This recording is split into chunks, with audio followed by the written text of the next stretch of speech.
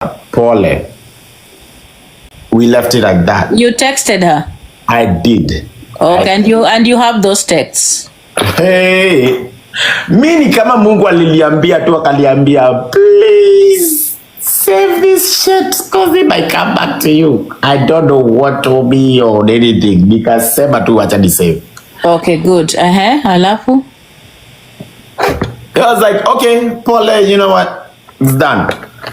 That's where our animosity started.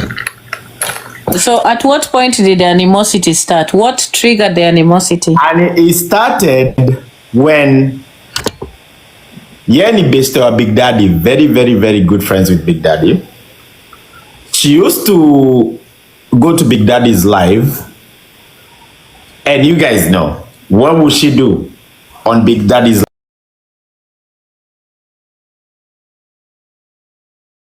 Hello guys, it's your girl Patience Status. Welcome and welcome back to my YouTube channel. If it's your first time here, make sure you hit the subscription box and put on the notification bell so that you don't forget any time I post a new video. Remember, I'm the queen of online gossip. So welcome to today's video. Don't forget to give it a like and leave a comment on the comment section.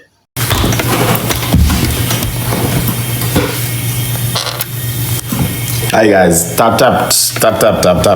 Twende sasa. Nilikuwa nimenyamaza, sikuwa nataka kuongea hii story. I swear. Yeah, jana tuliongea hii story. Ikaisha.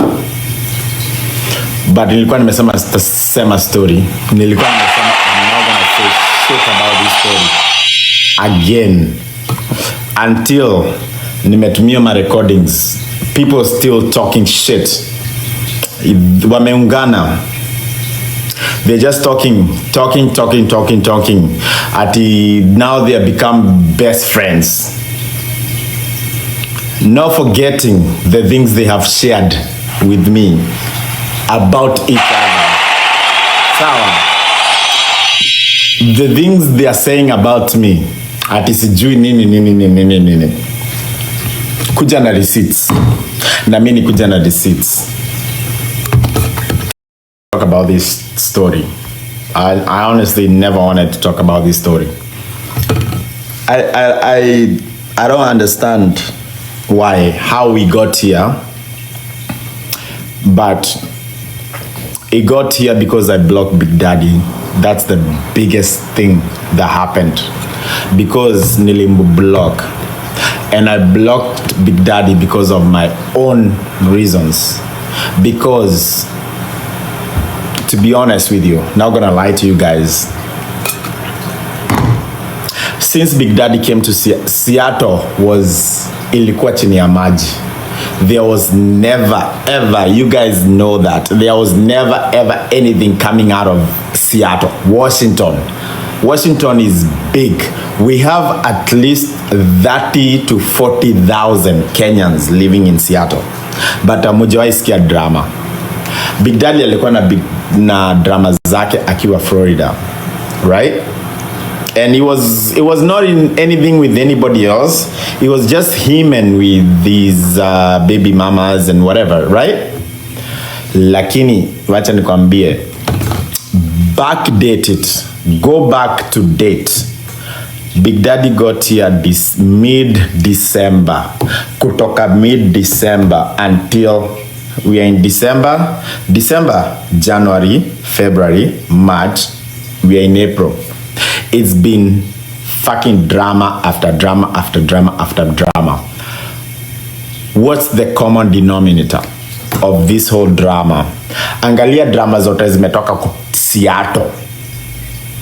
Why? Like, angalia, if you think we are like talking about this person and we hate this person, look at the dramas coming out of Seattle. Do they involve one person what's the common denominator of all the drama coming out of Seattle from December? Who the fuck is this? Wewe enda ukacheza game na huko kwani ngoka. Acha nikublock. What's the drama? The only drama is ever happened to Seattle ilikuwa mimi na Dama. tulikuwa one time tulikosananga hivi. Dama, we go back until 2018. Like even before TikTok, hata sikuwa najua TikTok ni nini. We have our own issues back in the day. But let me ask you, since before December, please niambieni one drama that happened in Seattle before December of 2024. October, July, August, April, kila niambie 2024 before December happened. Please tell me one drama beside drama na izile vitu zake. It was only one person having issues in this Seattle. It was Dama alikuwa na vitu zake anaendelea because she was a TikToker. After December, what happened? Who showed up here?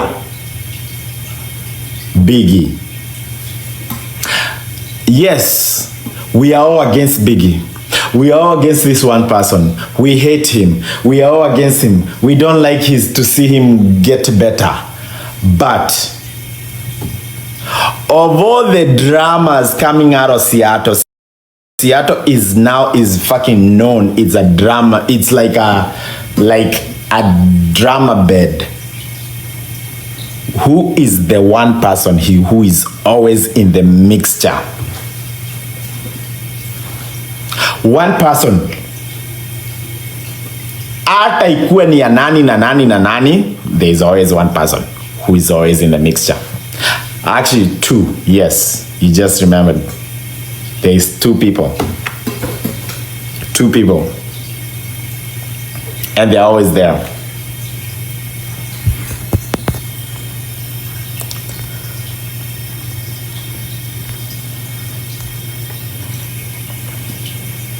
Akwapi Dana, nataka akuje tuongee.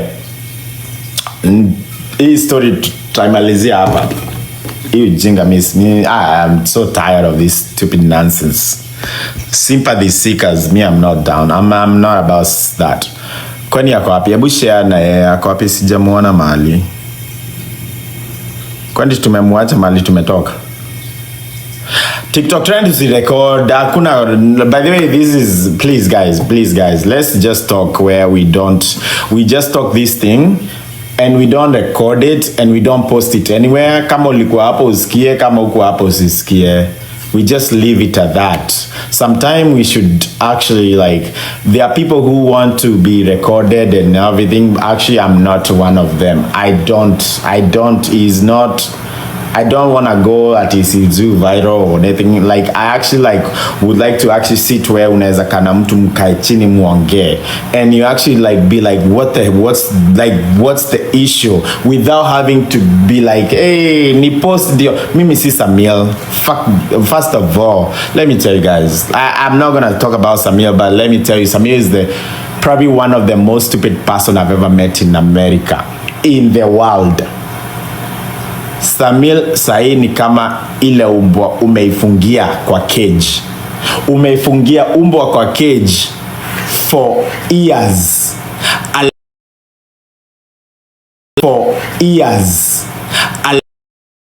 Bosco.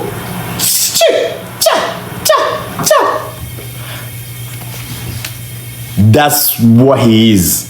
Because of where he lives. I don't want to talk about him, but it's so disgusting what the fuck he's doing.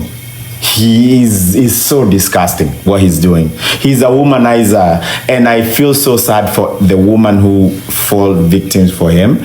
And I actually the women who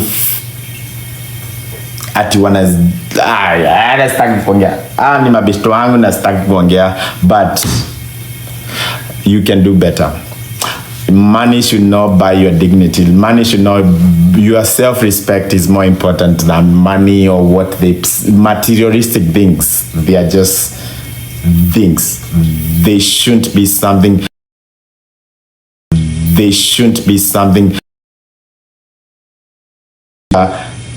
Anyway, that was not the issue here tunaongelea. Sawa. Focus. So acha niwaambie. yesterday, 2 days ago, 2 days ago, I called Big Daddy. Mimi nilikuwa nimekaa tu kwa couch yangu pale nimechill. I called him, sikuwa live, sikuwa najua nako live or anything. I just called him. And I was like, hey, do you restart Wi-Fi ama cheza na data? Can you guys hear me?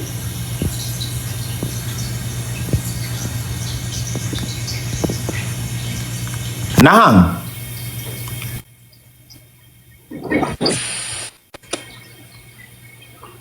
Oh, you can hear me. Nani amesema aticheza na data? What the fuck? Kwani mmetumwa?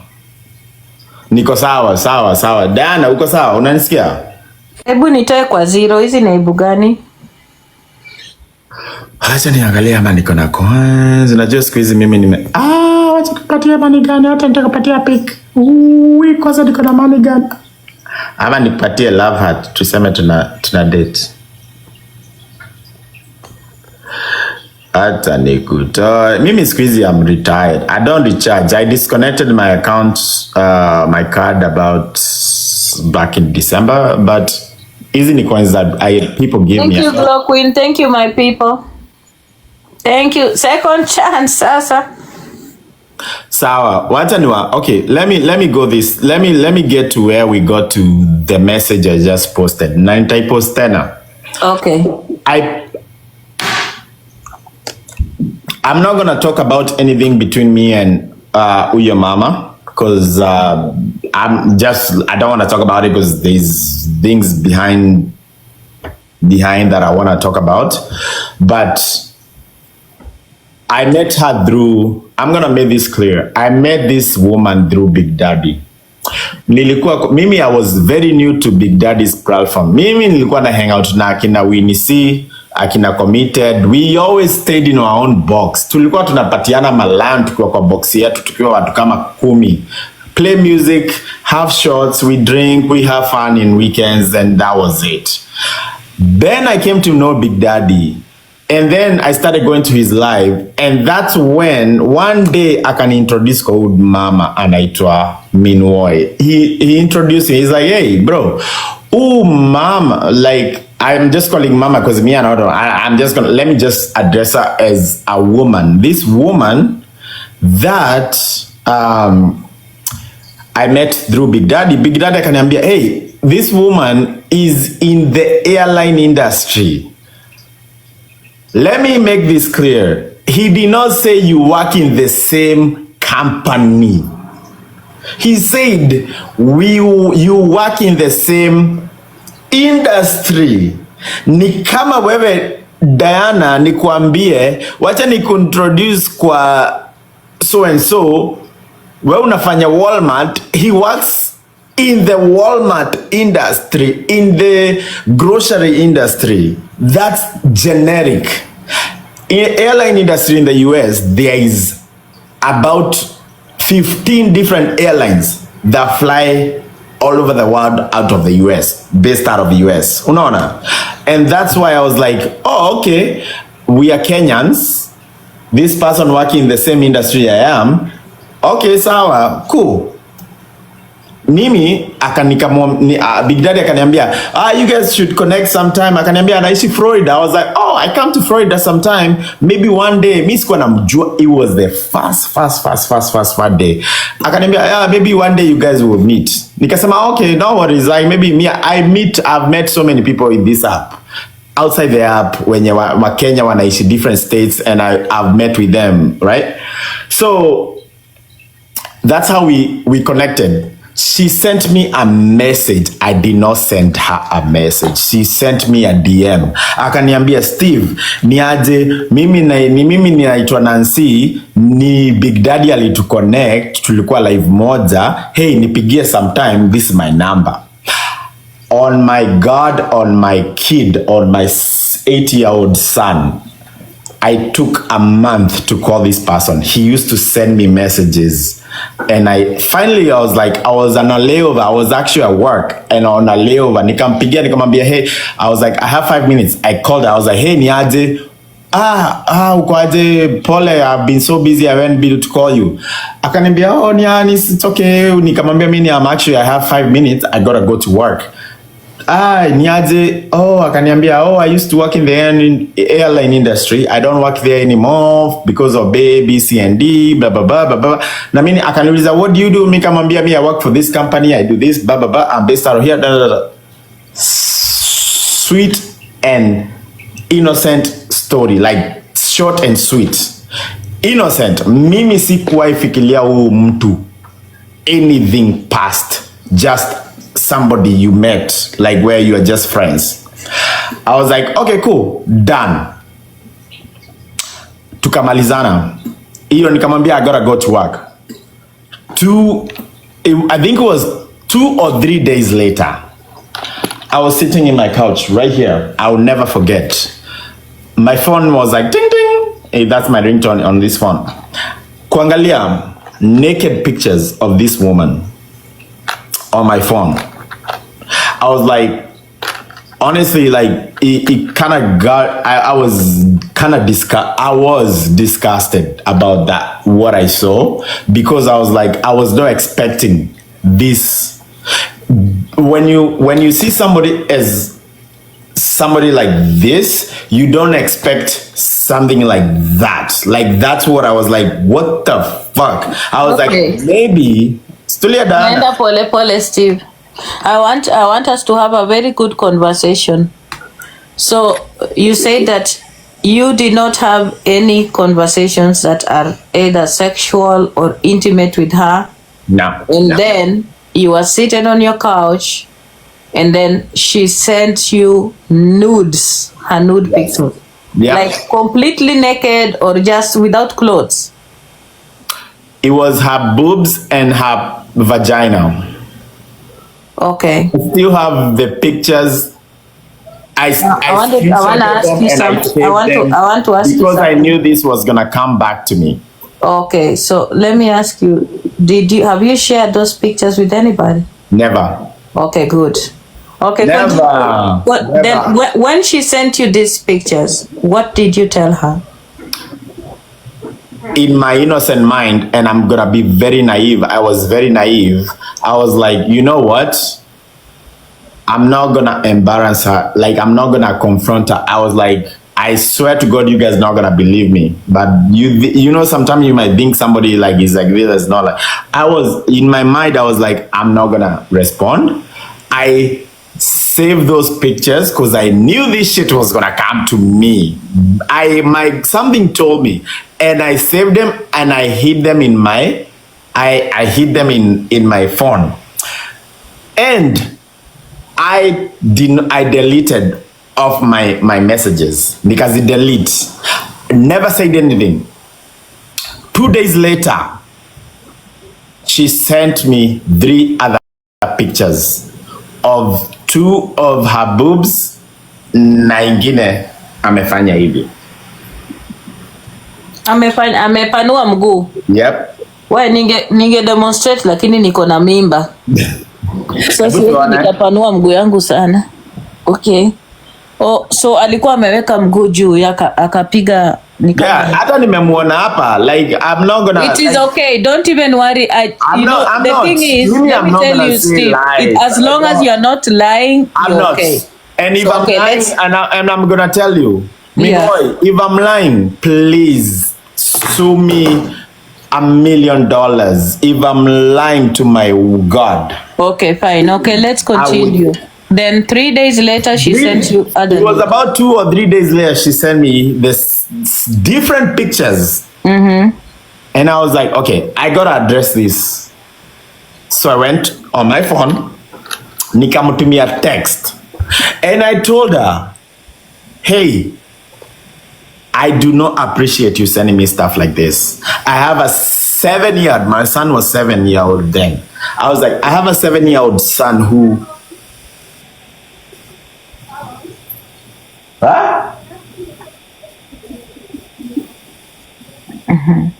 I was like, I have a 7-year-old son who watches my phone. He plays on my phone sometime. Please don't send me stuff like this. Pili. Akasema sawa, pole. We left it like that. You texted her? I did.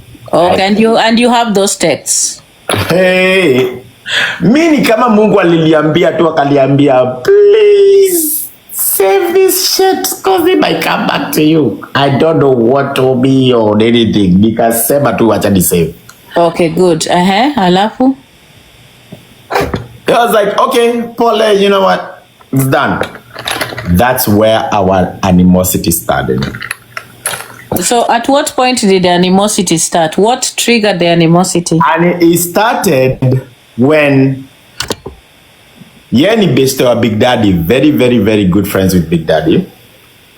She used to go to Big Daddy's live, and you guys know, what would she do on Big Daddy's live?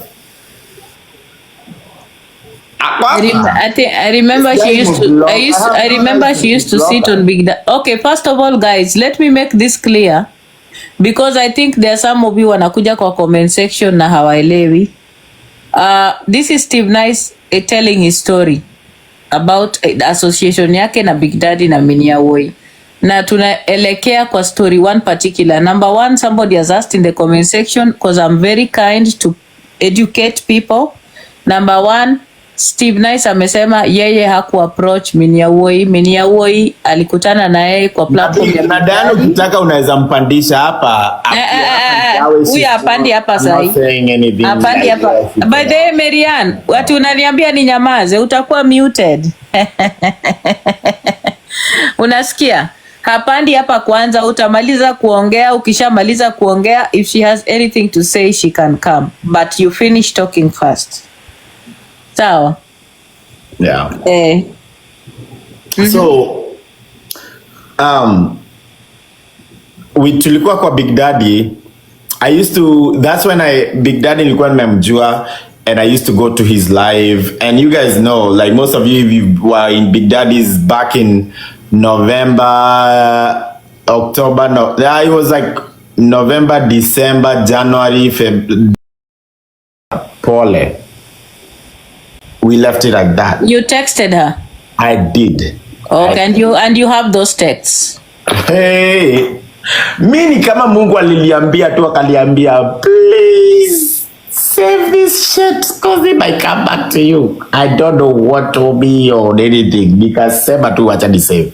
Okay, good. Halafu? I was like, okay, pole, you know what? It's done. That's where our animosity started. So at what point did the animosity start? What triggered the animosity? And it started when Yenny based our Big Daddy, very, very, very good friends with Big Daddy. She used to go to Big Daddy's live, and you guys know, what would she do on Big Daddy's live? I remember she used to. I remember she used to sit on Big Daddy. Okay, first of all, guys, let me make this clear, because I think there are some of you wanakuja kwa comment section na hawaelewi. This is Steve Nice telling his story about the association yake na Big Daddy na Minia Woi, na tunaelekea kwa story one particular. Number one, somebody has asked in the comment section, because I'm very kind to educate people. Number one, Steve Nice amesema yeye haku approach Minia Woi. Minia Woi alikutana na yeye kwa platform ya Diana. Ukitaka unaweza mpandisha hapa. Huyu apandi hapa sahi. Apandi hapa. By the way, Marian, watu unaniambia ni nyamaze, utakuwa muted. Unasikia? Hapandi hapa kwanza, utamaliza kuongea. Ukishamaliza kuongea, if she has anything to say she can come, but you finish talking first. Sawa? Yeah. So tulikuwa kwa Big Daddy. That's when Big Daddy nilikuwa nimemjua, and I used to go to his live, and you guys know, like most of you were in Big Daddy's back in November, October, it was like November, December, January, hapo hivyo. I always like nikienda kwa Biggie ananipandisha, tulikuwa tunapiga shot na niko home na chill nini. He always used to up me up to go hapo hivyo, and Minwoi used to be there. Minwoi used to come up there, and there's at least 15 different times ameonyesha matiti yake, ameonyesha like her private parts. I'm just gonna keep it that way because I know people are recording, and she show us private parts, her boobs and everything. Like it's out there, imeja, and that's her personal preference. Whatever she wants to do, it's her own. But it came down where one time tulikuwa live kwa Winnie C, and this is where the animosity started. Tulikuwa kwa live kwa Winnie C. Winnie C ni beshte yangu. She's like, people think we date, but she's actually one of my best friends. Tulikuwa kwa live, akakuja akapandishwa akaekwa hapo. All of a sudden akatoa matiti yake. We were just having a fun nini tutapiga like just like a chill vibe. Akatoa matiti. Mimi nikamuuliza, and this is where the animosity started. Nikamuuliza, like, Minwoi, seriously, don't you respect yourself? Why do you have to show your everything on live camera? Don't you not respect, like have self-respect? Hapa niliambia Steve, usini address. First of all, we una leo ukienda kazini. That was the first time she said that. That was the first time she said that.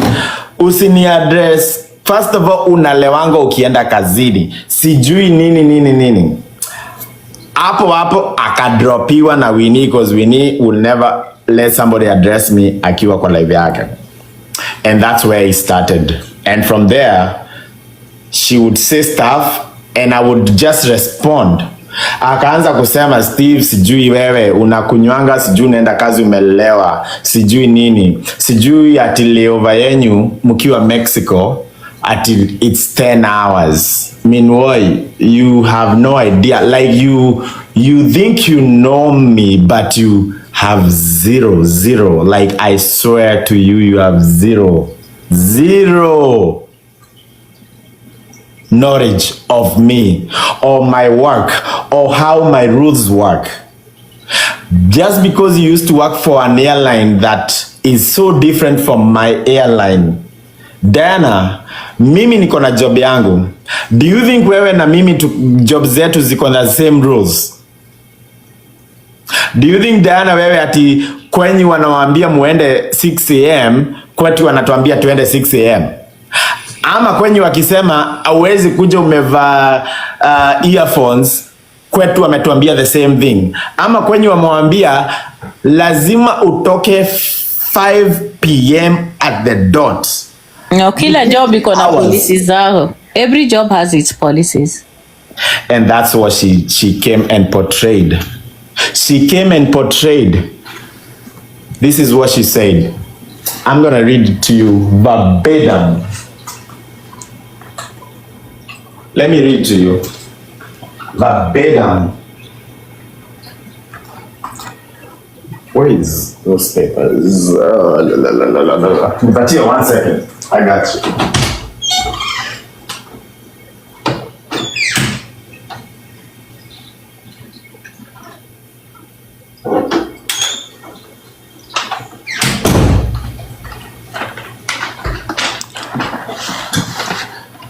And this is, I'm just, kuna hizo paper, kwani? Hold on 1 second, give me 1 second. Ongea Diana before ni come. Wacha niaziangalie ziko hapa mahali. Moderators wako kuna na sijui Don King anasumbuana na wewe hapo kwa platform. Kwani mods wako hawako? Mimi sikuanga na Don King. Matiti 16 unasumbuana na Steve kwa nini hapo kwa comment section? Don King, guys, why can't we just be chilled on the comment section and we listen to what nani anasema kitu? Don King anabrutana na wewe hapa kwa comment section. Manini. matiti 16. Sijui shida ina nini bwana. Basi si ukae tu pole kama unataka kuwa platform. You don't need wachana yeye. You know what? You are using your own data to come here, listen to me and unitukane kwa live yangu. Kama umekuja kunitukana kwa live yangu, think about it. Unatumia data yako kutukana mtu kwa live yake. Who's losing at that point? Twende, don't be distracted. Achana naye. Twende. Aya. Let me read it to you. Yeah, listen. Yes. This is a letter. In the airline industry, we have in the United States. Each job, Diana pia kwako job, everybody in the US, each job has a hotline. It's called a hotline, where you can call and make a concern, like make basically like unaweza piga simu useme kitu umeona, like it's like need to be addressed. Like inaweza kuwa ni kama tuende tuseme umeenda a grocery store and umeona huku hivi kila saa naenda huku maji imemwagika chini, watu wanaweza umia. You can call this hotline and be like, hey, niaje, there is always water on aisle 7. Same thing, you can go to a law firm, you can go to anywhere. There is always ni kama ile kitu naweza jaza, how did we do, what can we do better, what's your concern. In the airline industry, we have something called a hotline. Anybody can call a phone, apige simu hivi. Kwani kumendaje? Mtu ametoa comments. Wewe uko na mods wako sijui ana. Wewe mods, wewe nani ametoa? Mimi sioni, hata sioni kitu. Comments zimetolewa na moderator wako. Mimi sijui. Hebu rudisha work. Moderator, hebu acha nione. Mod wachana nazo zikatu hapa hivyo, usitoe. Wacha waongee. Don't do that. Simuokae tu, muachane nazo mtu aongee. So this is what the reason why I'm not gonna say how I knew about it, and then this is the letter I got from people who license our license to fly. It was like, dear Steven, we have recently received a safety hotline report which allegates flying while intoxicated, smoking illicit drugs, and verbally abusing flight attendants. Based on this event, we find that additional information is necessary to determine whether you meet the medical standards for airman medical certificate. This is coming from the federal government. It's a letter from the federal government because people who from the FAA, because now the FAA had to write to you because of a safety concern. You are a pilot, you carry people, so that was like that had to be attended to. And especially because it's normal. People get that's a normal thing because you are responsible for the lives of people. So when somebody reports that you are endangering the lives of people, you will be told. So that's something. That is 100% okay. It's not against the rule. Anybody can do it, and it's good. It's good because if they never address this and something happened, they would be reliable for that story. Exactly. Right? They say to determine whether you meet the. So we go to school. So let me back it up. For me to be able to fly, I go to school. I go to school for 4 years. I learn how to fly airplanes. But there's one thing allows me to. I can know how to fly an airplane, but there's one thing that allows me to fly an airplane, and it's called a medical card. Unachukwanga medical. Every year you have to do it, and they test you everything. They make sure you are good, your blood pressure, your cholesterol, they test your whole body. You are good, you are safe, right? So this is what they say. to determine whether you meet these medical standards, which is the medical card, we request that you provide the following information within 60 days of the FAA review. 60 days of the time I got this letter. 1, a personal statement detailing your past and present use of alcohol. Okay. I'm not gonna say you to go Google it, but you go Google it. Drinking is not against the law. It's not against the law. And when you know the law, we drink. When it comes to driving, airplanes, CG, going to work in a Walmart, going to fly airplanes, going to be a lawyer, going to be a judge, even going to be a president, there is rules and regulations when you can drink and when you cannot. Meanwhile, she knows my schedule. She knows what time I go to Mexico. She knows how long my layovers are. Apparently, from her, my layovers in Mexico. Hebu pause wana wewe utujue kama ulikuwa unatuambia ukweli. How did Minyowoy know your schedule? I thought She does you not. said that. No, but you just said she knows your schedule. No, I said she thinks she knows my schedule. Alisema hivi, verbatim words, verbatim. She said, Steve Nice, na kuona unakunywa shot ukiwa Mexico. Mexico layovers are 10 hours and you are not supposed to drink within 12 hours.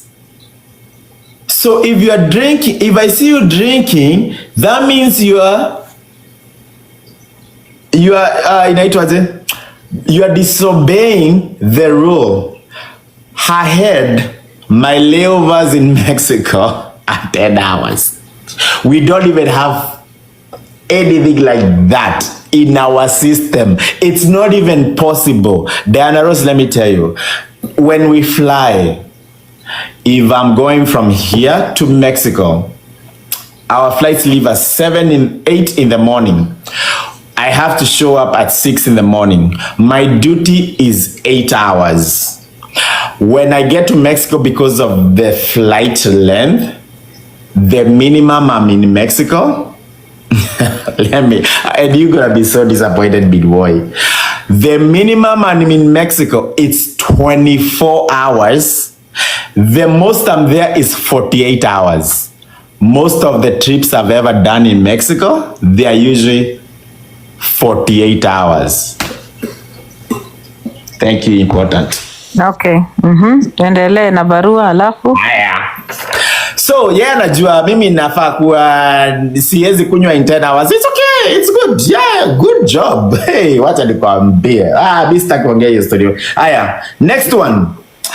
A personal statement detailing your past and present use of illicit drugs. Aya. Do you know what she called illicit drugs? Smoking shisha. Diana, what's the shisha? I thought shisha is shisha. Shisha is sio among the illicit drugs. Like what's in shisha? See, it depends. What do you take in yours? People can Shisha make. is tobacco.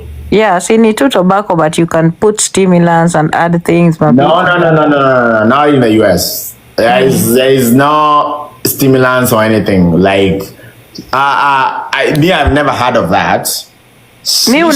Mimi unajua sijawahi hata kuvuta shisha. Sijui hata vile shisha inakaa. Unajua, okay. Have you seen inaitwaje?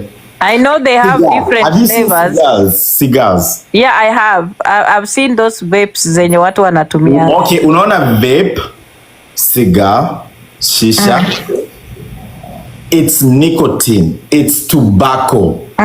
Tobacco is 100% legal In America. In America, you can blow smoke the way you want. You can blow smoke and go to work right there and then. People on their lunch break. Ebu ngoje nikuulize. You mean vile wanawake wanavurutanga hiyo moshi inatokanga mingi, hiyo ni sigara, hiyo ni tobacco? It's just tobacco. Wow. Yeah, ni kama kuvuta cigarette. It's like smoking cigarettes. All that smoke. Yes. Gosh, that's dangerous. That's dangerous for you for your health. Yeah, like it's a lot for me. Mi unajua nilikuwa nafikiria tu ni kama vapor inatokanga tu, like, you know, like I didn't think that it was all tobacco. To be honest, mimi sijui anything about shisha. I've never even had shisha. It's just tobacco that it's a different way of smoking tobacco. Okay, if you go to Middle East, watu wameishi Dubai, if you are in Dubai, Kenya, kwani shisha, hebu niwaulize, mnakumbuka Kenya shisha ikibaniwa? Watu walikuwa na smoke shisha kama ni kukunywa maji, because it's just tobacco. It give you like this.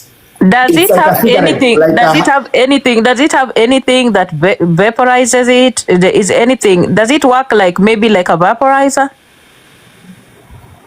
Me honestly, mimi siwezi kuambia story mob za vapor. Like vaporizer, like a vaporizer. You know, like a head rush. Ni kama cigarettes. It's like, it's the equivalent. Let me tell you, it's the equivalent of like wewe unachukua shot ya tequila or vodka, whatever drink you enjoy. Sindio, umepiga hiyo shot. It give you the highness. It's the same thing. Some people don't drink, they just smoke. Or ama upige shot ya caffeine. Like, have you done an someone has already explained to me that the water in it gives the water in it. So okay, thank you. There's unaiweka juu, there's water, and then you smoke, the vape comes, the heat goes down, ukivuta through the pipe, cause makaa iko juu, it goes through the vape, inaenda kwa maji, like, and then it comes through a steam, and then it comes to your pipe, and then you smoke it out. Okay. 100% legal. Okay, so it's okay. Let's continue. I've got it. Alafu akasema akasema illicit drugs. That's illicit drugs. Thank you, important. And then the next one was a personal statement regarding the allegation of verbally abusing flight attendants. Hey. Kwani you abused flight attendants, Steve? You abused them where? You abused them on phone or on live kwa TikTok? Minwoi, according to her, she's a flight attendant. And because I addressed her and I told her you should have self-respect, you should not be showing your... Wait.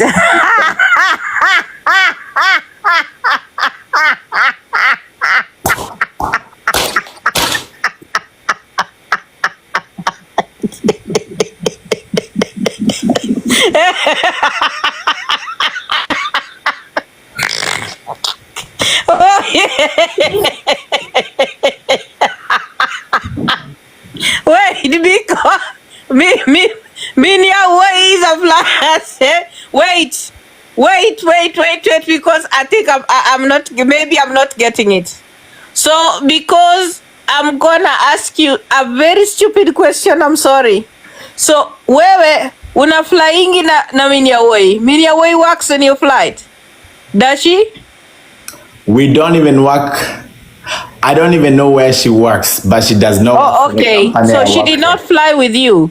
Never. She does not fly with you. Let me tell you, I've never met the woman in real life. So wait. So because she calls herself a flight attendant, na wewe mlikorofishana na yeye in one, so yeye akajirepresent hapo kama the flight attendant.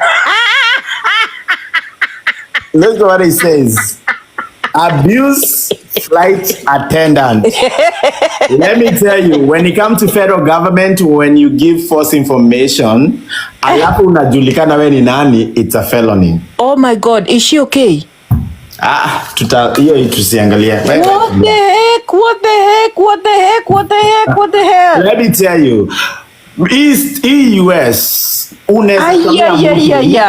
unaweza chomea mtu na Wakenya wanapenda kuchomeana, but let me tell you, ukichomea mtu, please tumia akili kidogo. The real fucking thing, because if it's not the real, I swear ni kama uchukue mawe uende urushe polisi uishe hivyo. Umejitania, I swear to God. But moving on. So they were like, hey, we need a personal statement regarding the allegation of verbally abusing flight attendants. I was like, I abuse flight attendants. The flight attendants, I don't even know who I now abuse. My neighbors upstairs, they are flight attendants. I have at least 100 flight attendants on my phone. Like, we hang out. Hata tulikuwa nao leo, tulikuwa tunacheza golf now. So I was like, oh, haya tuendelee. Okay. So that was the 3 allegations. Sawa. Those was, I was like, okay, it's okay. She did a safety concern. Yes. Mali alijichomea. A hotline is a phone where it's anonymous. Anybody can report you without knowing who did. Now I can find investigation without knowing who did it, right? Because it's anonymous. Let me tell you what she did. Na nitakwambia hapa because I like it's you came in here and said. So what she did, she went, reported me for those allegations, right? Alafu akakuja live. When you report this, I've never even had anybody get reported, but I guess that's the process. Ukienda report, they give you a reference number, confirmation number. She came on live. Akasema, wacha nikuambie nyinyi guys. Acha kwanza kuweka hii kitu. Huyu Steve, nice. Kiparango tosi juu nini? Nimemreport kazi yake ni kuvuta smoke, blowing smoke, drinking when layovers, when he's supposed to be sleeping and he's drinking over there, and all of a sudden, and abusing. I just reported him to the FAA, and I even have a reference number, and I even have this. He should be contacted by the FAA very soon. Ukajingisha box. Right there. Now, you sold yourself. You told me who reported me. You, yourself, and I. Na ukaonyesha reference number. Ai, usiwahi fanya kitu hii live because people are recording and people share stuff. Ukajiuza. Mimi, you can report me, but say the truth. Always say the truth. And if it's concern safety, 100% say the truth. But if you think you're gonna destroy me because of your own issues and your own jealousy of where I'm at and because of where I've built myself, I swear to God, we have to get to where I'm at. It takes time. And it doesn't take just a report of drinking alcohol, frying wine intoxicated, and abusing flight attendants to lose your license. They actually dig and they see and they find out. Tumalizia hapo. Anyway, sasa before another, I wanted to ask you something before you continue. I feel like there are some kind of legal issues involved with this. I think on your side, I'm not sure. I don't know. Ndio maana nataka kukuambia, if at all you have picked a legal pathway in terms of this particular issue, I think we should be careful how you move on. Because, because I think the most important thing that you have done is that you have highlighted where your issues began. Yes. And I think moving forward, because these are issues that are related to your job and are related to other things, I feel like you should be very careful with what you say and what you do moving forward. And that's why I was telling you it's not safe for you to engage her.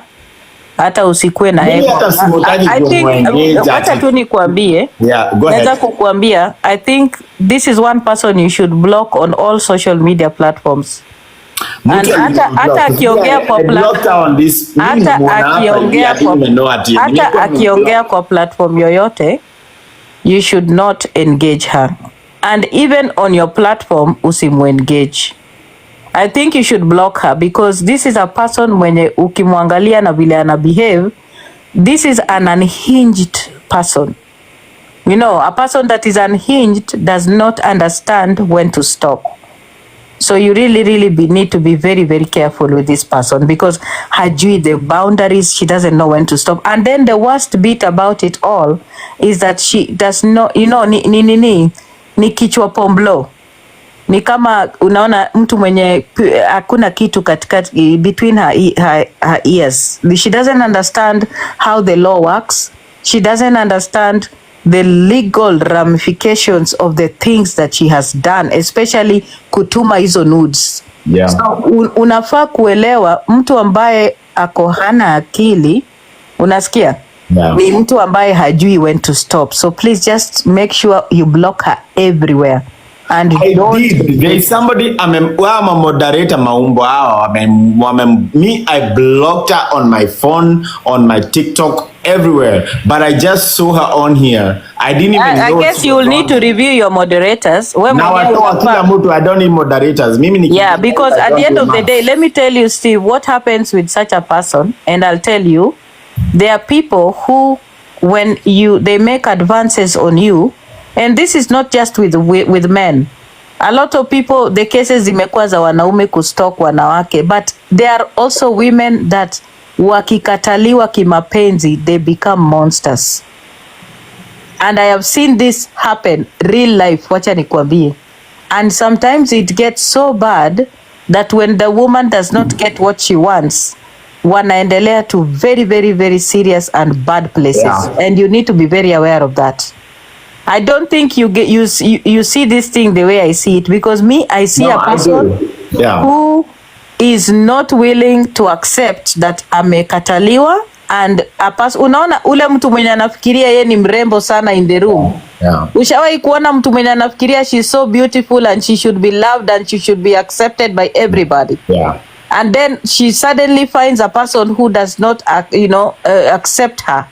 So anakuwa na obsession, alafu anakuwa na stalking tendencies. And in fact, even yeye kukuja hapa, this is kind of stalking, and the way she keeps on talking all over the place about you, that is very, very dangerous. Unaona, nimekuwa nikiona huyu mwanamke, hata kuna siku mimi alinijaribu, ananiambia ati atanishtaki kwa kazi, ati atanishtaki kwa immigration. Nikamwambia mimi sio Steve Nice. Mimi niko na kuma ya chuma. Mimi kuma yangu ni ya chuma. Mimi hata wanawake wangapi wamenijaribu hapa Amerika ati kunishtaki immigration na nini. Mimi, you don't come for me like that. Kwanza kama we ni kichwa pomblo, hauna akili. Mimi ukinikujia. Na remember, she comes for Diana Ross na amekuwa akitroll, akiongea akinitusi, sijui eti nimetombwa na wanaume Maryland. I've never responded because I know what she's looking for. Yeah, don't tap into that energy. Like, unajua ukishajua mtu mwenye ni kichwa pomblo, unasonga kando. Unamwacha unajua anatingiza hiyo kichwa yake kama gololi itingike huko ndani, alafu basi. You just need to block her out of I am. And if moderator ukimwona mblock, I don't know who, manze nilikuwa nimemblock everywhere. I don't even talk to her. So nilikuwa I don't talk to her. See, I had not blocked her, but then akaenda mimi. This is the craziest thing. Mimi na my son. I have one. First of all, this woman thinks she knows me. Anasema Steve Nice na watoto wake na akona bibi. Me, I don't have a wife. I do not. I used to be married. I was married for 11 years until 2019. I'm not married anymore. I have a son. Me and my ex, we are like this. We are best friends, but we are not married. Ako huku Steve Nice na watoto, sijui ako na watoto 4, sijui nini, alafu she just addresses me with false allegations, which basically I'm like, what the fuck are you even talking about? No. So me, I did not block her, but I cut communications. Nikamkuta me, I took my son and my niece and nephew, tulikuwa tumeenda like this kids arcade game, walikuwa like jumping bouncing castles, right? So tuko huko hivyo, nikaingia live ya Menace. Mimi niko tu, unajua wana jump jump, mimi niko tu nimechill huko, nimeangalia, nimechill. Nikaingia TikTok, nikaona Menace ko live, nikaingia, nikakaa tu hapo hivyo, akaingia. She start addressing me. She start saying, mimi nikasema, mimi niko huku hivi, watoto tu, it's so loud, watoto they are jumping up and down, and she took that against me. Wewe hata upendi watoto, kazi yako ni kusema ati sijui watoto wanafanya nini. And I'm like, what in the world? Sijui, yani akanichukulia. In her mind, I have a wife na watoto 4.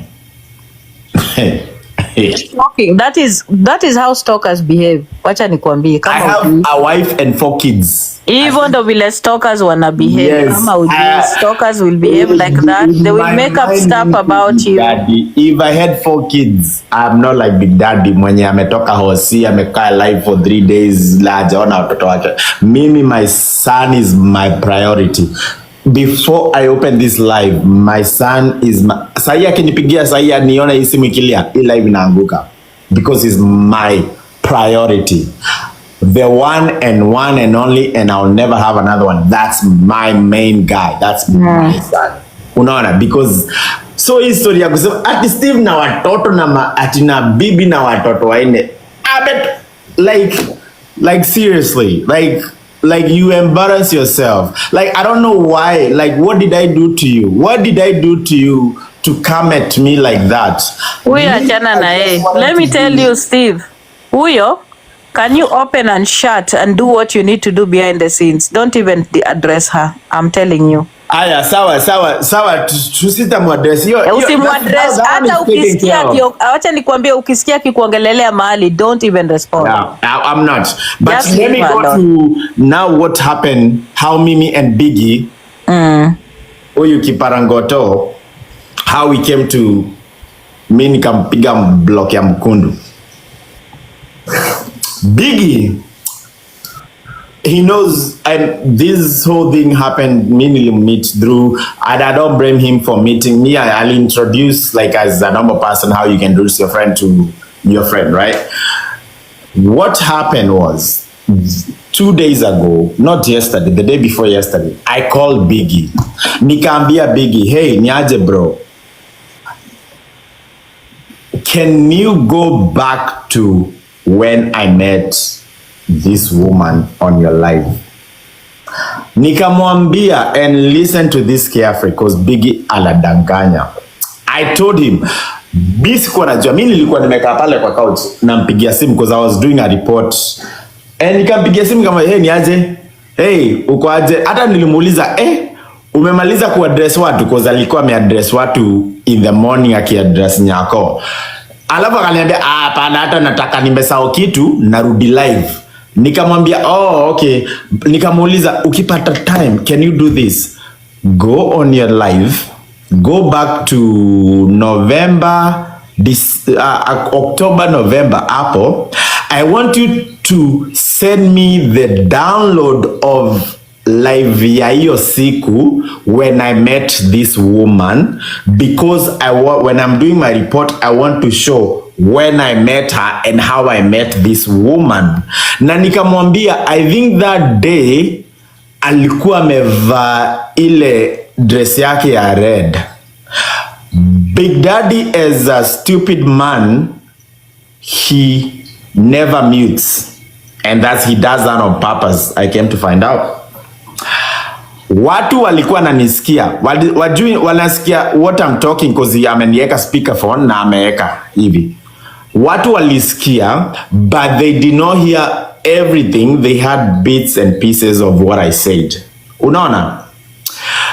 Mimi akaniambia okay sawa, nikitoka live akaniambia hata nakumbuka umesema hiyo dress red. I actually remember, I think alinitumianga kitu hiyo siku. Nikamwambia ukipata please download that live, send me that live because I want to crop it where you introduced us, so where like when I do my report I can show where this is how we met. Hey Steve, huyu anaitwa huyu, we met on a live with over 1,000 people. Sawa. Biggie, hiyo story kaisha. Mimi nikapigwa na beshi yangu akaniambia, unajua Big Daddy alikuwa amekuweka speakerphone, tumesikia venye umemuuliza. Nikamuuliza kwani Biggie yako live? Yako live. Nikaingia na studio yangu pup kuangalia, nikaona Minoi ameandika Steve wewe sijui nini, if you have anything to if you want to ask me anything come talk to me. Me I never addressed her or anything. Nikapigia Biggie tena nikamuuliza what the fuck bro, would you not just mute me? Why would you put me on speakerphone when I'm asking you like stuff? Umenieka watu wanasikia stories zenye nakuambia. If it wasn't even something hata na it's okay by the way, like people heard it because I was not talking shit about her. I was not addressing her. I was just saying, hey bro, send me the live yenye ulikuwa. The good thing about my phone records everything. It's okay. So me, I'm not too worried. I record, my phone will record, and you get to know people. You have to push record before you call them because kinaweza kuja kikurambe. Sawa. Biggie nikampasha aka hang up. Aya, hiyo story aka hang up nikamwacha. Whatever. Fuck you man. Then mimi nimeka kwa couch akapandisha Sonkei alikuwa huko. I guess alikuwa huko. Mimi nikapigiwa simu na beshte yangu akaniambia ebu enda kwa Big Daddy, uzum Big Daddy, Sonkei yako huko anaongea stories zenyu, sijui mkiwa sijui ati ulinyonya matiti. Nikaenda na Sudo tena nikakuta Sonkei akisema Biggie sijui ati Biggie alikuwa melala, ilikuwa mimi na Steve tumebaki, alafu sijui Steve akaninyonya matiti. Nikapigia Biggie right away nikamuuliza bro what the fuck, dem anaongea story, she's spreading lies, you know it did not happen, why are you letting her sit there and spread rumor like lies about me and you know it's not true? Akasema first of all dem nimemweka hapa hivi alinisema nilimbaka sijui nini, amekuja kuclear. And that's where I got to know Big Daddy just think about himself. He does not matter who else's name get trashed while his name is getting cleaned up. Unaona? He said, mimi nimemleta hapa hivi aklie jina yangu sijui nilimbaka sijui nini. Unataka nifanye nini? Nikamuuliza, so we unabaki tu hapa hivyo anitrash jina yangu while you know it's not true but he's clearing your name. Akanimesimu hata nikamwambia you know what, fuck you. Tuka hang up, story kaisha. That's where Big Daddy na mimi story zangu tuliachiana hapo. I knew he was not a friend because I was like, you know what, there is no person who would sit here and let somebody else. Diana sahi ukianza kuongelea ati mtu na najua ni uongo, I'll be like, you know what, no. Hapana, mimi usifanye, enda ukafanya kwa live yako, but I'm not gonna do it while I'm here because he's so self-centered and all he thinks is about himself and it's all about him. Everything revolves around Big Daddy. I swear to God, think of it, one thing that doesn't revolve around him. It's about huyu sijui huyu, it's all about huyu ananifanya, huyu ananiongelea, and he's always the victim. He's always the one that is being hurt. Kila siku ni yeye ndiye the victim. Big Daddy is always the victim in every situation. He never takes responsibility for anything. Never. He will never take responsibility. But now that you have brought Sonkei up, I wanted to ask, and on a very serious note, because Sonkei came up with very serious allegations against Big Daddy. And I was wondering why and how this came about, and you were also mentioned. Was there a point where Big Daddy, wewe na Dama na Sonkei mlilala pamoja kwa nyumba moja? So, mimi nilikuwa home. Biggie anaishi, when he was here, he lives kind of far away, like 45 minutes. So he used to call me and be like, hey, manzes, he was so far. Mimi nilimpigia ni aje uko aje Seattle na kupeleka. Tena mimi manze huku kumeboeka. Cause I live like 15 minutes from downtown Seattle. Biggie lives about 40 minutes from downtown Seattle. So ananiambia manze unajua huku umeboeka. Hebu nichukulie Uber nikuje tupige at least nikuje huko Dama kwa job. I swear namuuliza nipatie address namchukulia Uber. I fucking take an Uber. Inani cost almost $80 from his house inamleta huku kwangu. Tunachukuana that day tukaenda club ya Wakenya. Let me actually tell you this story. We went to this club in ya Wakenya. I'm not going to mention the name. We went there. It was Mimi, Big Daddy, na jamaa mwingine akashow up. And then I swear mimi sikuwa najua Sonkei ni nani. Mimi hata sikuwa nimemumit. Sikuwa najua Samimata ni nani. Niliwajua hiyo siku. I only knew Big Daddy na beshi yangu mwingine hapo. All of a sudden Sonkei akashow up. Akaniambia huyu ni Sonkei. Ile ni ile siku alikuwa na kisiana hapo hivyo tukiwa kwa tebo hivi na feature live yake ndio isianguke na ifiche hivi. I didn't even know who this fuck Sonkei was. That was the first ever time. Ile kitu Sonkei na Big Daddy walikuwa na kisiana. Yes. Okay. Mimi walikuwa na kisiana naambia Big Daddy live yako itaangushwa. Na feature live yake. Ngoja moderators wako, hebu mutini huyu testosterone please. Anakuja na matusi hapa. Moderators wa huyu testosterone sessions akuwe block. Acha nikuweke. Asante. Si mnaona nyinyi ndio mnafanya na kwa moderator alafu mtaanza kulia. Asante. Thank you.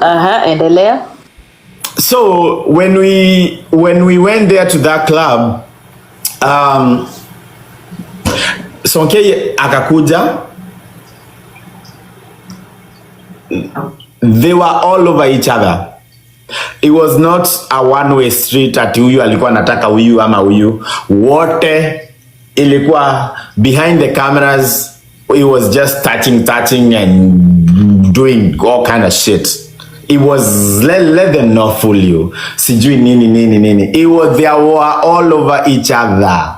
Well, you know Big Daddy what he has, how he is. Na Sonkei, she wanted that whole. Na yeye alikuwa anaenda hata anafungua live yake ndio watu waone wako na Big Daddy. She wanted that. I guess she wanted the fame or whatever, the crowd, whatever she was, alikuwa anataka hiyo.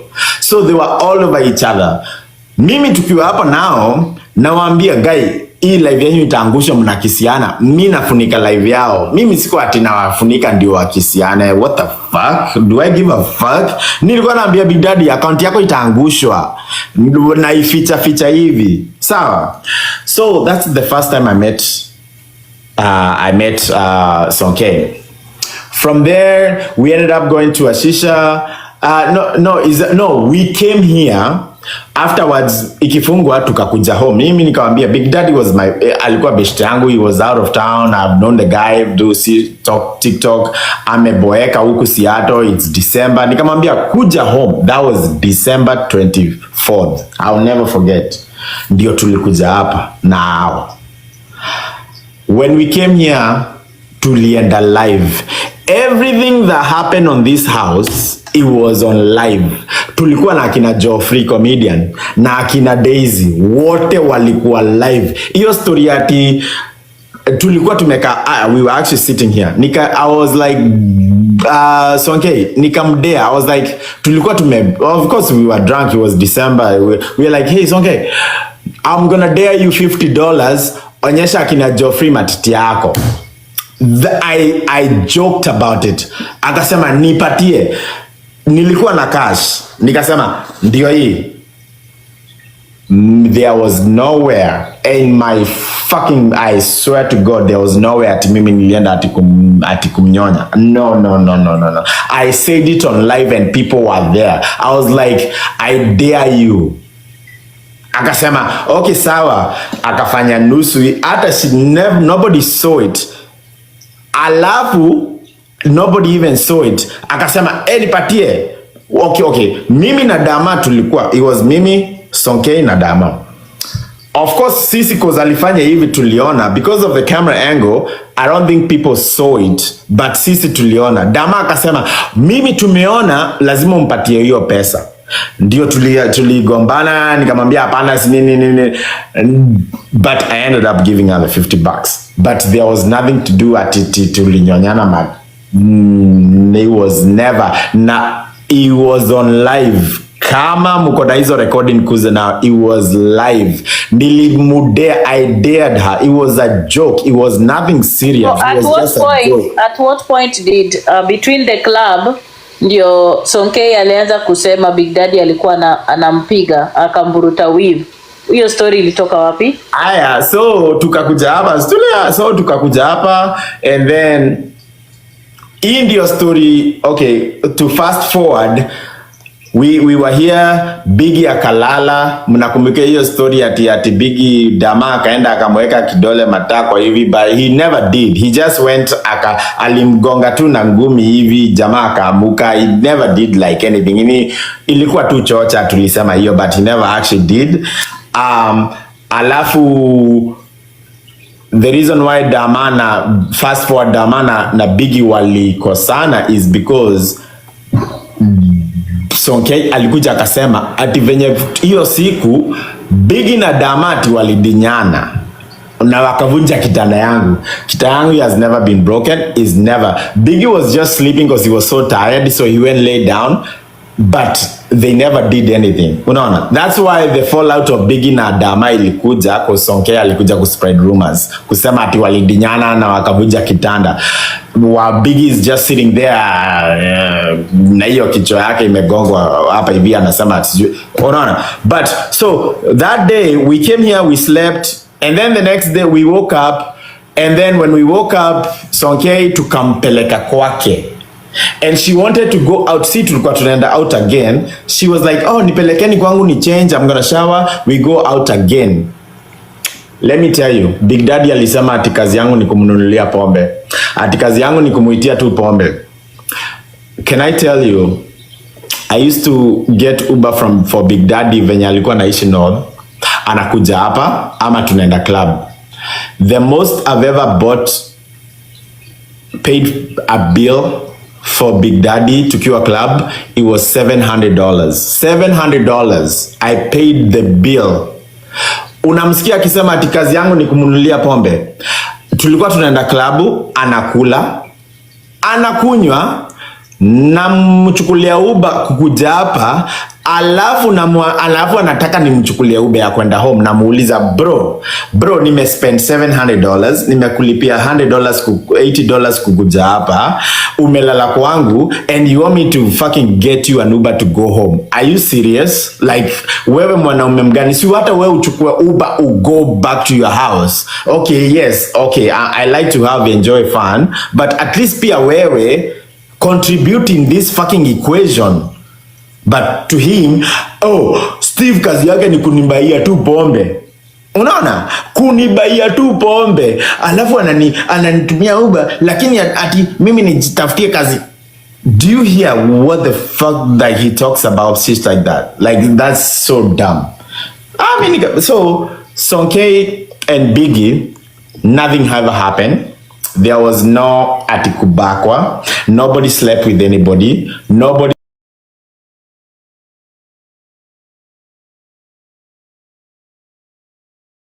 tried.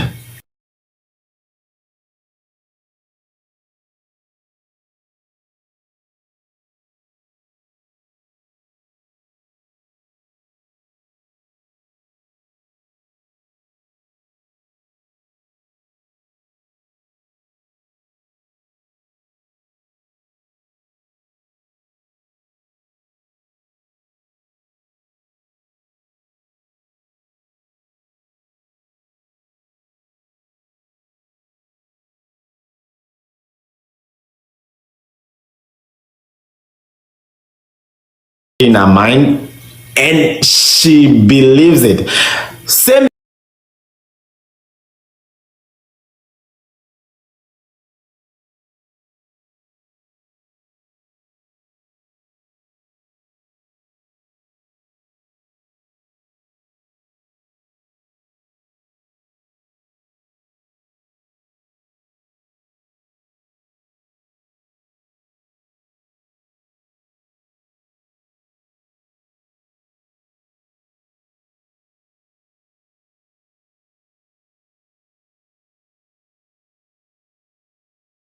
hiyo message, that's where I blocked him. Nilimtumia message nikamwambia, Big Daddy, you went on surgery on Sunday, ukakaa kwa hosi Monday, Tuesday, Sunday na Monday. Tuesday nikakuja nikakuona, ukadischargiwa. You got discharged about 5 p.m. 5 p.m. Seattle time. 5 p.m. Nikampeleka kwa Joy. Tukakaa hapo hivyo for like an hour. Mimi hata nilikuwa nimezima nikiwa hapo hivyo, nilikuwa I was so tired, I slept. Alafu nikaamuka nikakuja home. That's how I was on Tuesday. Wednesday Biggie aka-address Nyako. Alafu afternoon ndio aliingia live, ndio nikimpigia alikuwa ako live ni ngoja kwanza. Wacha nikustopishe kidogo. Ulitoa Big Daddy kwa hospitali? Yes. Alafu ukampeleka, mlikuwa na nani mkitoka hospitali? So mimi I came from Kenya. Nilikuwa Kenya. I've been in Kenya for the last 2 weeks. I got here on Thursday, nikakuja, was home for the next 4 days, nikaka home. Alafu nikasema by the way Biggie ako hosi, nikampigia akaniambia bado niko hosi, nikamwambia okay nitakuja by 1. I got there about 2 p.m. When I got there at the hospital,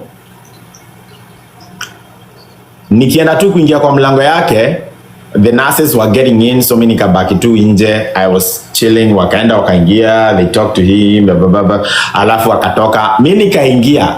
When I walked in Biggie's hospital room, there was 2 people. It was Biggie na anaitwa nani? Mama Lao ama nani anaitwa? Yeah, Angie na Angie. It was Biggie na Angie. The legal wife. Yana akaniambia, ni unaitwa Steve Nice. Nikamwambia nianze poa. Yeah, you know. And she was getting ready to go. And they talked, whatever, they did their thing. Alafu mimi niko tu hapa hivyo nimegoja. Alafu she went. Biggie tukatulia na yeye for a minute, and then besti yake mwingine akakuja. Nasa akakuja akasema, hata tumeambiwa you can go home. Nikamwambia Biggie akaniambia okay, well, nikamwambia okay, kama watakudischarge in the next maybe 2 hours, I can wait and I'll drop you home. And that's how I ended up staying hadi akadischargiwa, and then nikamchukua from the hospital. I took him to Joy's house. Tukatulia hapo hivyo for like about I think 2 Joy na legal wife pia. No, legal wife alikuwa ametoka. So legal wife they had an autocreation like they wali so legal wife Enzi alikuwa anamwambia are you gonna be discharged today? Anasema mimi sijui. Anamwambia si ukidischarge ukuje uone watoto. anasema wewe mimi sasa mimi nitoke hapa hivi nikuja nione watoto. Ukidishajua unaenda wapi? Naweza kuja nikuchukue ukuje uone watoto. Anasema hapana, mimi hata sijui nitatoka saa ngapi, sijui nini. Okay sawa. So do you want me to pick you up? Ama wewe enda, Steve ako hapa atanipeleka nyumbani sijui nini. Dad, she was like, you know what, okay sawa, bye. So she left. That's how she ended up leaving. Alafu tukakaa hapo for 2 hours and then he get discharged. Lakini I think the NG wanted Biggie to get this Biggie achukuliwe na Angie aende akaone watoto, lakini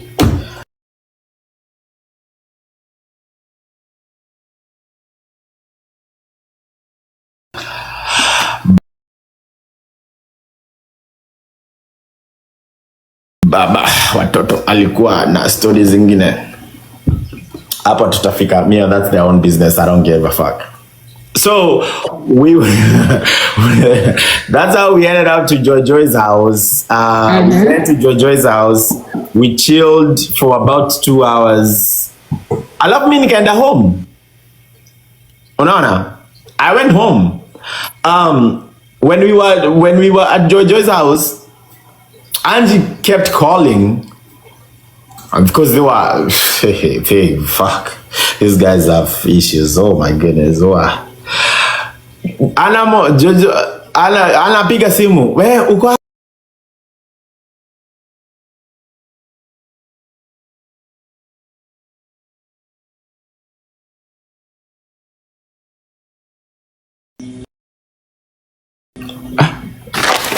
kwani ile kitu yangu ya kichwa imeenda wapi?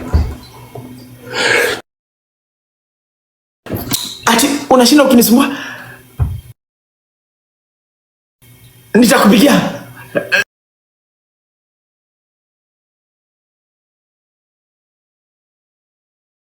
Sijatoka bado. Kumbe sisi tumeekelea miguu juu hivi. Tunakula kuku na mchele ya pilau.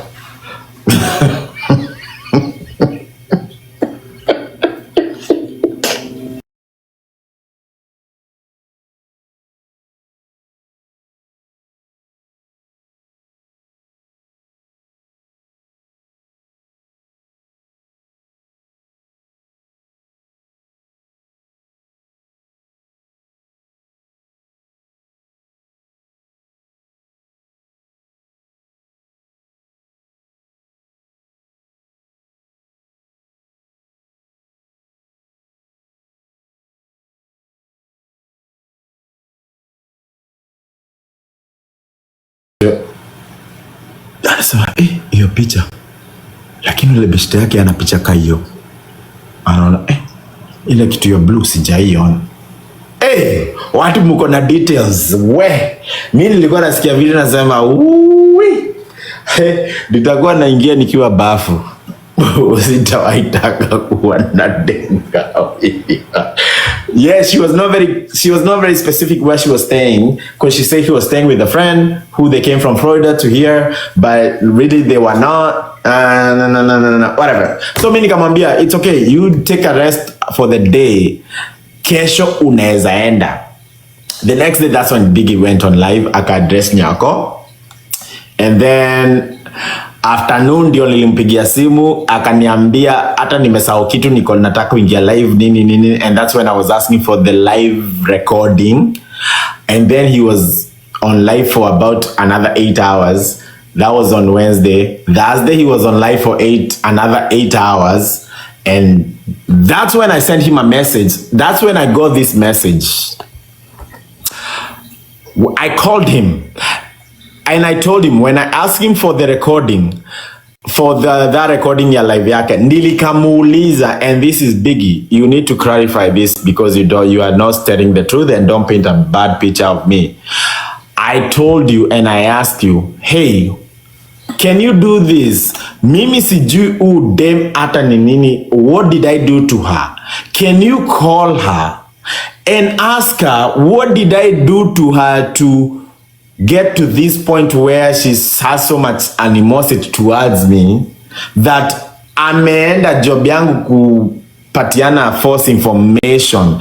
I was like, I can be on the other line, nisikie tu anasema ndio nijue, like, did I provoke her? Did I do something? I did not say recorder or ati sijui. Never.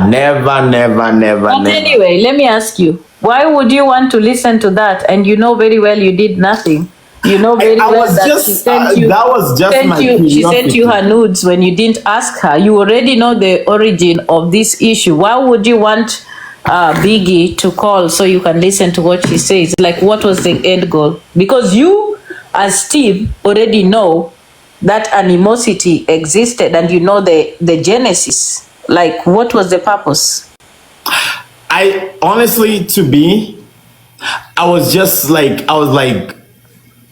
was curiosity. I was like, did I wrong this person? Maybe nilikuwa nimelewa mahali nikasema kitu sikuwa nakumbuka. Like, did I do something that triggered this woman to get to this point? It was seriously curiosity, and now thinking of it, it was so stupid. But I never wanted Atimini. Like, I don't need to she's the one who reported. That's plenty of evidence. I did not need her to ati aonge aseme ati nimurecord. I wanted to just hear, like, okay, nikama, like, to me it made sense in my head. Now thinking of it, it was very dumb. Unaona? But Biggie is painting a picture where I was like, ulinipigia ukaniambia ni record you dem, like, incriminating herself. Like, what would she say to incriminate herself? I already know who she's the one who did this. What else would she say? Me, I just wanted to know, like, did I say something? Like, kuna nini limtrigger to get to this point? Unaona? But now knowing, me thinking of it, in my head, I was like, okay, yeah, maybe I just want to know, like, did I do something? But now thinking of it, is like, that was probably a bad move on my part. But where Biggie, I really got mad was, nikapigia Biggie, this was about 3 p.m. 7 p.m. bado Biggie ako live. Namtumia message, namwambia, bro, I've only asked you for one thing. Please just go download that live, ataenda na simu ingine unitumia hiyo live. Nikamwambia, na that's the message. Nikamuuliza, bro, I've only the one thing, I'll never ask you anything else. I just want the recording of us where you introduce us, so we have a baseline of how I met this person. Nothing. And I got mad. I did my report and everything. Nikamtumia message.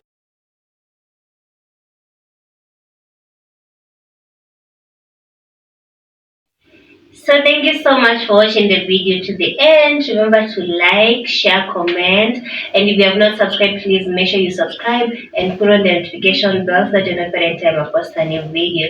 So guys, thank you. I'm gonna see you on my next video. Bye.